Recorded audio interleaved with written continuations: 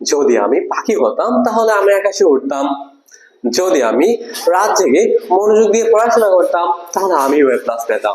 অথবা যদি আমি উত্তর জানতাম তাহলে আমিও লিখতাম। Hello there, Assalamu alaikum. This is Amir, and today we are going to discuss about second conditional sentences. যেমন লাইক সেকেন্ড কন্ডিশনাল সেন্টেন্স বলতে আসলে কি বোঝায়? এটা হচ্ছে আপনার এক ধরনের আনরিয়েল সিচুয়েশন। যেমন আপনি চিন্তা করেন, যদি আমি কোনো একটা কিছু হতাম তাহলে কোনো একটা কিছু করতাম। এই ধরনের যে সেন্টেন্স গুলো আমরা কিভাবে ইংরেজিতে বলতে পারি?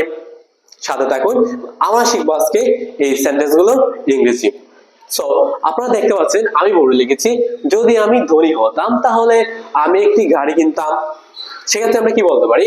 আমরা চাইলেই বলতে পারি ইফ আই ওয়ার রিচ, যদি আমি রিচ হতাম, যদি আমি ধনী হতাম, আই উড বাই এ কার, আমি একটা গাড়ি কিনতাম। ঠিক একইভাবে যদি আমি পাখি হতাম আমি আকাশে উঠতাম। যদিও আমি পাখি হওয়া সম্ভব না এবং এটা আসলে হয়ও না, বাট আমরা যে কল্পনা করি তাহলে আমরা কিভাবে বলতে পারি?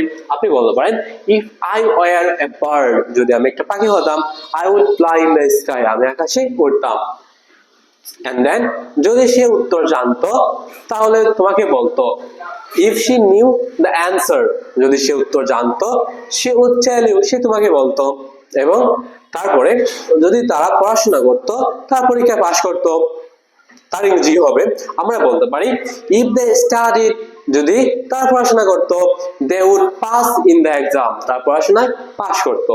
এবং আপনারা দেখতে পাচ্ছেন এখানে একটু আমি লিখেছি একটা স্ট্রাকচার, যেটা হচ্ছে আপনার এই ধরনের যে আনরিয়েল যে আপনার সেন্টেন্স গুলো ওইগুলো মেক করতে আপনি কি করবেন? আপনি প্রথমত ইফ যুক্ত যে ক্লজটি আছে সেটি আপনার হবে পাস্ট ইনডিফিনিট, যেমন ইফ প্লাস পাস্ট ইনডিফিনিট, অথবা আপনি যেটা আপনি বলেন be to, then subject would plus বি1 ও ভার্বের বেস ফর্ম, তারপর হচ্ছে আপনার অবজেক্ট।